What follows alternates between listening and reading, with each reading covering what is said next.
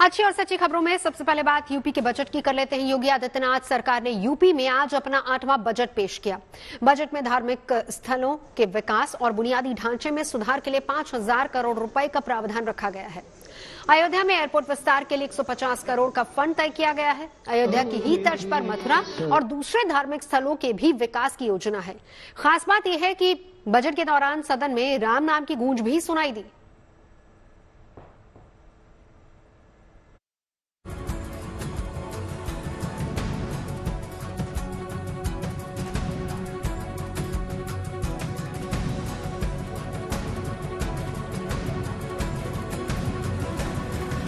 बदलते उत्तर प्रदेश की तस्वीर है। वो प्रदेश जो अपनी सांस्कृतिक परंपरा का मूल पहचानता है, जो अपने आध्यात्मिक धार्मिक वैभव को दुनिया के सामने नव्य और भव्य रूप में पेश करने को तैयार है।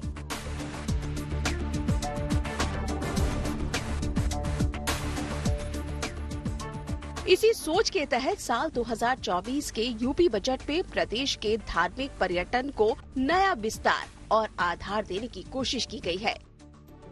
प्रभु श्री राम को समर्पित करते हुए लोक मंगल की उन भावनाओं को समर्पित किया कि यही मह आदि मध्य अवसाना प्रभु प्रतिपाद्य राम भगवाना। तुलसीदास जी के इन शब्दों में कि बजट की शुरुआत में, बजट के मध्य में और अंत में भी प्रभु श्री राम हैं। उनके विचार में, उनके संकल्प में एक एक शब्द में श्री राम है, क्योंकि श्री राम लोक मंगल के पर्याय हैं। यूपी बजट में धार्मिक पर्यटन को बढ़ावा देने की कई योजनाओं की घोषणा कर दी गई है। अयोध्या में श्री राम लला की प्राण प्रतिष्ठा के बाद यहां देसी और विदेशी सैलानियों की संख्या तेजी से बढ़ी है। धार्मिक पर्यटन को बढ़ावा देने के मकसद से अयोध्या और वाराणसी को मॉडल सोलर सिटी के रूप में विकसित किया जा रहा है। अयोध्या में एयरपोर्ट के विस्तार और दूसरी सुविधाओं के लिए 150 करोड़ रुपए का प्रावधान रखा गया है। अयोध्या, वाराणसी, चित्रकूट, लखनऊ, विंध्याचल, प्रयागराज, नैमिषारण्य, गोरखपुर, मथुरा, बटेश्वर धाम, गौमुक्तेश्वर, शुक्र तीर्थ धाम, मां शाकुंभरी देवी, सारनाथ एवं अन्य महत्वपूर्ण पर्यटन स्थलों का पर्यटन विकास एवं सौंदर्यीकरण के कार्य कराए जा रहे हैं। धार्मिक पर्यटन के लिहाज से यूपी में विकास की अपार संभावनाएं हैं। इसकी सबसे ताजा मिसाल है काशी। 13 दिसंबर 2021 को काशी कॉरिडोर के निर्माण के बाद से इस इलाके की सूरत ही बदल गई है। काशी विश्वनाथ धाम के अनुसार काशी विश्वनाथ कॉरिडोर बनने के बाद से यहाँ 6 दिसंबर 2023 तक 12 करोड़ 92 लाख 24 हजार से अधिक श्रद्धालुओं ने दर्शन किए हैं। कॉरिडोर के निर्माण के बाद यहाँ बुनियादी सुख सुविधाओं में काफी इजाफा हुआ, जिसका सीधा फायदा यहाँ के कारोबारी वर्ग को हुआ है। एक अनुमान के अनुसार यहाँ का सालाना व्यापार 20,000 करोड़ रुपए से भी ऊपर जा पहुँचा है। पर्यटन बढ़ने से यहाँ फूल माला बेचने वालों से लेकर ई रिक्शा चलाने वाले, छोटे मंझोले दुकानदार और पंडित पुरोहित तमाम वर्गों को इसका फायदा पहुँचा है। नतीजा ये है कि यहाँ कारोबारियों की आमदनी में 4 से 5 गुना तक का इजाफा हुआ। श्री काशी विश्वनाथ मंदिर से गंगा नदी तक के मार्ग के विस्तारीकरण, सौंदर्यीकरण के पश्चात श्रद्धालुओं की संख्या में 4 से 5 गुना वृद्धि हुई है। जनपद अयोध्या में श्री राम जन्मभूमि मंदिर निर्माण कार्य के दृष्टिगत पर्यटकों एवं श्रद्धालुओं की संख्या में संभावित वृद्धि के दृष्टिगत 3 पहुंच मार्गों का चौड़ीकरण, सौंदर्यीकरण का कार्य एवं 6 स्थानों पर पार्किंग तथा जन सुविधाओं का विकास कार्य किया जा रहा है। जनपद मिर्जापुर में विंध्याचल स्थित त्रिकोणीय क्षेत्र में मां विंध्यवासिनी मंदिर, मां अष्टभुजा मंदिर, मां काली खो मंदिर को जोड़ने वाले त्रिकोण संरेखण में आने वाले परिक्रमा मार्गों में जन सुविधाओं के उन्नयन हेतु कार्रवाई प्रक्रियाधीन है। मौजूदा बजट में धार्मिक पर्यटन के साथ इंफ्रास्ट्रक्चर डेवलपमेंट पर भी जोर दिया गया है।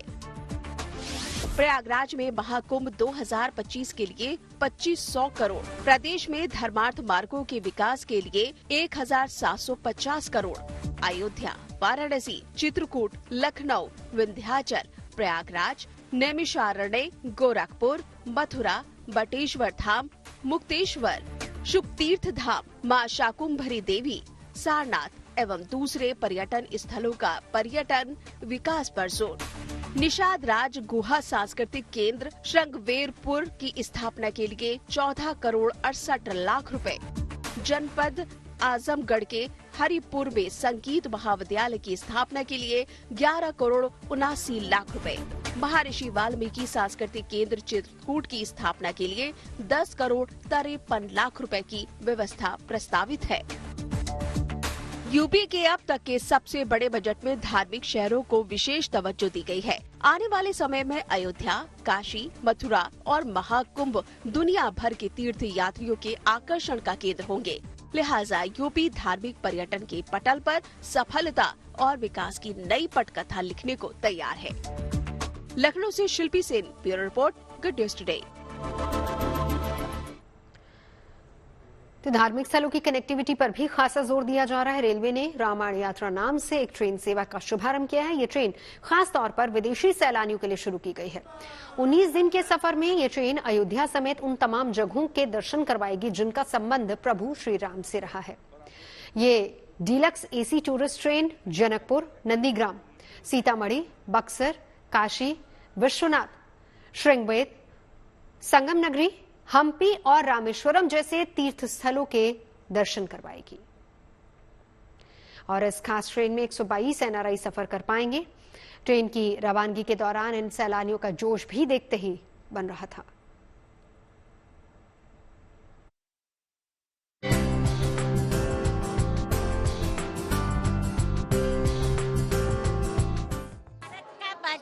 बच्चा जय श्री राम बोलेगा, मेरे भारत का बच्चा बच्चा जय श्री राम बोलेगा। चीज दिखाना चाहूंगी कि जो एस्थेटिक्स है, क्योंकि राम यात्रा है, रामायण यात्रा है, इसलिए जो पेंटिंग्स भी लगाई गई है वो उसी तरीके की लगाई गई है। और जो ट्रेन है उसमें एक जो भजन है वो भी हमें सुनाई दे रहा है। लगातार राम भजन जो है इस ट्रेन में लगातार बज रहे हैं।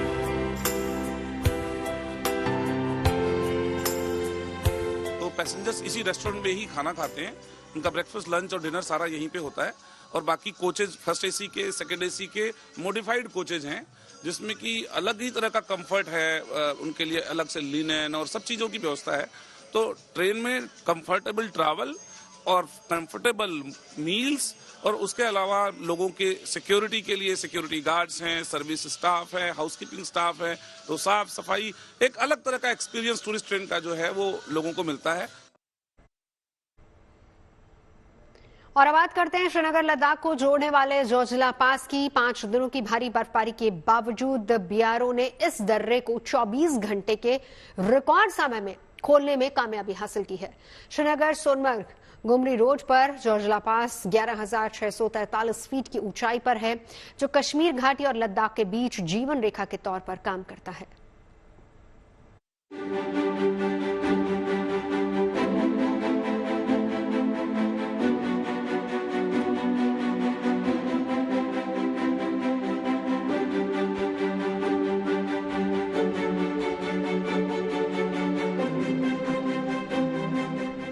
जम्मू कश्मीर को लद्दाख के साथ जोड़ने वाला जोजिला पास खुल गया। लगातार 5 दिनों की बर्फबारी के बावजूद बीआरओ यानी बॉर्डर रोड ऑर्गेनाइजेशन ने रिकॉर्ड 24 घंटे के समय में ही जोजिला दर्रे से बर्फ हटा दी है।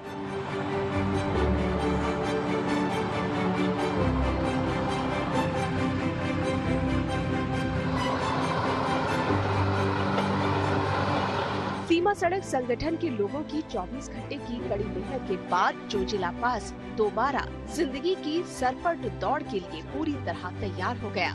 वहां से बर्फ हटाने के काम में जुटे एक स्नोप्लो ट्रक ने खुद कुछ दूर तक सफर तय करके इस बात की तस्दीक कर दी।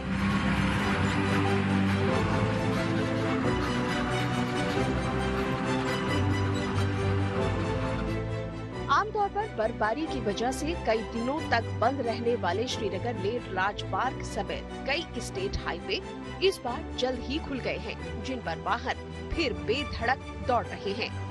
24 घंटों के भीतर कश्मीर के सभी राजमार्गों को जो है यातायात के लिए खोल दिया गया। यहाँ तक कि जो श्रीनगर और करगिल का हाईवे है जो अधिकतर सर्दियों में बंद रहता था, वहां पर भी बॉर्डर रोड ऑर्गेनाइजेशन ने मात्र 24 घंटे के भीतर जोजिला दर्रे से बर्फ हटाकर उसे यातायात के काबिल बनाया है। ये कहीं न कहीं पहली बार कश्मीर में हुआ है जब भीषण बर्फबारी के बाद भी कोई भी राजमार्ग 24 घंटे से ज्यादा देर तक बंद नहीं रहा।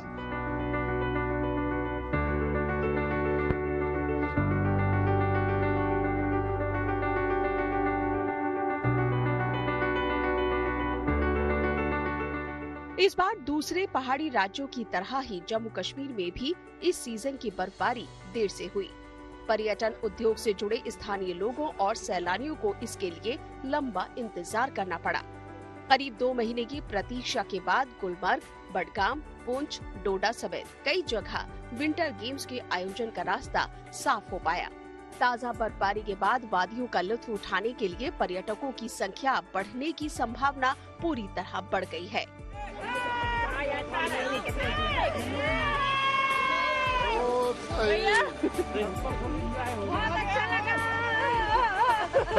कि इस बर्फबारी ने कश्मीर में लोगों को काफी जो है उत्साहित कर दिया है। साथ ही साथ जो है पर्यटन भी इस बर्फबारी के बाद कश्मीर में अब बढ़ेगा भी और बढ़ने भी लगा है। यहाँ तक कि पिछले 2 महीने से जिन विंटर गेम्स का इंतजार हो रहा था गुलमर्ग और कश्मीर के दूसरे पर्यटन स्थलों पर, उनमें भी अब तेजी आएगी और कश्मीर के साथ साथ लद्दाख में भी विंटर गेम्स का आयोजन होगा। पहाड़, इलाके, सड़कें सब सफेद दिखाई दे रहे हैं।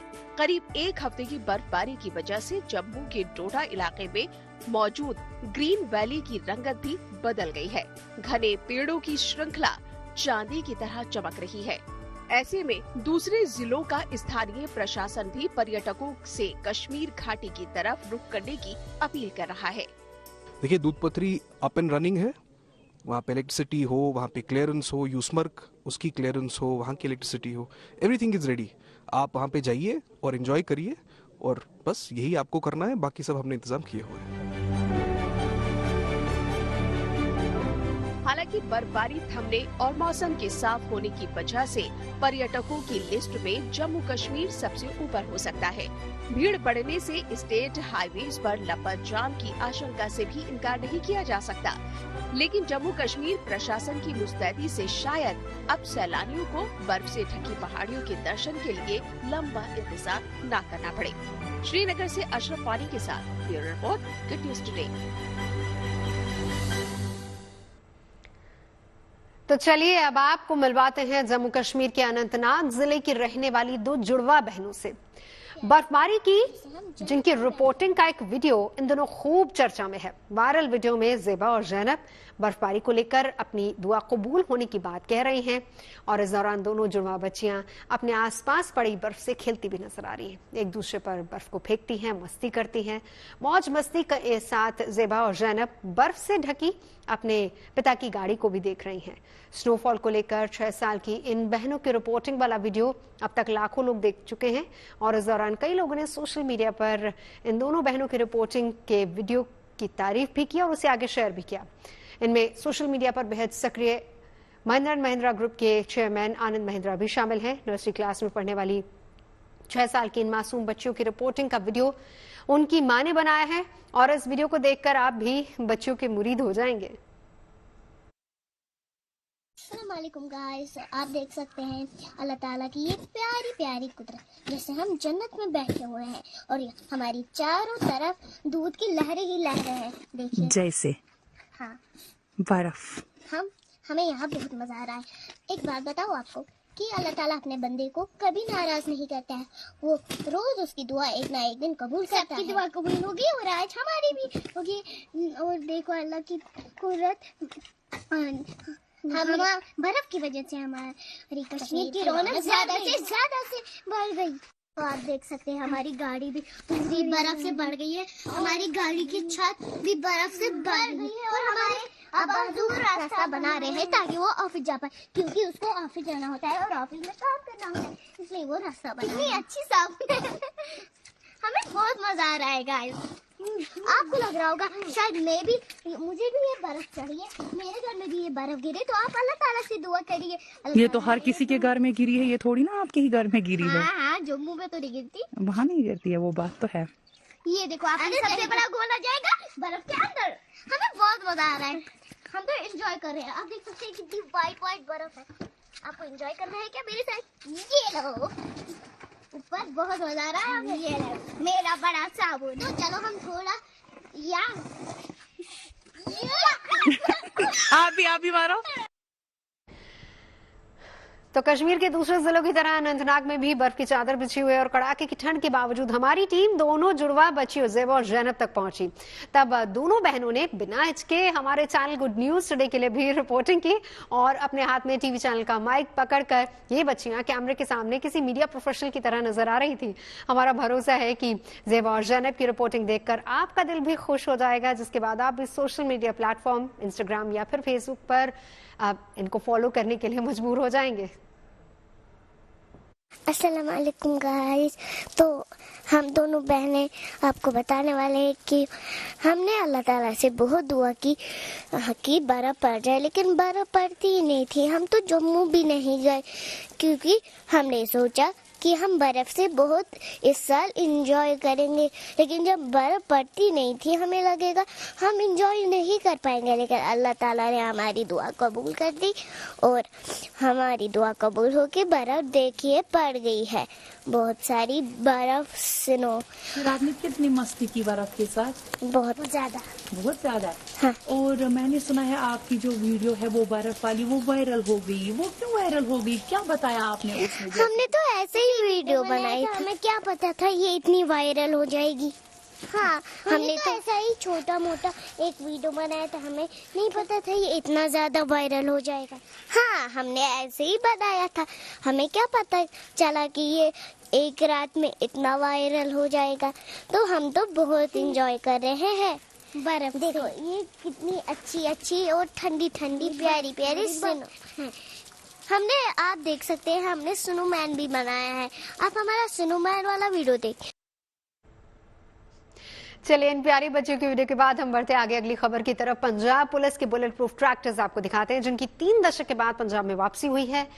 80 के दशक में आतंक के दौर के बाद फिर से बुलेट प्रूफ ट्रैक्टर्स पंजाब की सड़कों पर नजर आ रहे हैं। इन बुलेट प्रूफ ट्रैक्टर्स का मकसद आतंकवाद के अलावा राज्य में गैंगस्टर्स की लगातार बढ़ती आपराधिक गतिविधियों पर रोकथाम लगाना है। ये ट्रैक्टर उबड़ खाबड़ रास्तों के अलावा खेतों में कहीं भी जा सकते हैं और इस दौरान इनमें बैठे पुलिसकर्मी बिना बाहर आए कानून व्यवस्था के लिए चुनौती बनने वाले आतंकियों और गैंगस्टर्स का सफाया कर सकते हैं।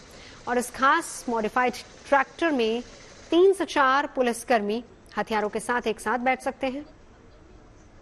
वाहन के अंदर से ही जवाबी फायरिंग कर सकते हैं। इसमें बैठे पुलिसकर्मी खुद को सुरक्षित रखकर आतंकियों और अपराधियों की आसानी से धरपकड़ भी कर सकते हैं।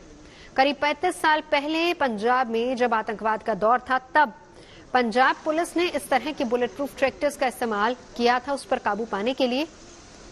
अब एक बार फिर से 50 बुलेट प्रूफ ट्रैक्टर्स पुलिस के बेड़े में शामिल हो गए, ताकि अब गैंगस्टर्स के खिलाफ अचूक कार्रवाई करने में ट्रैक्टर्स का सहारा लिया जा सके।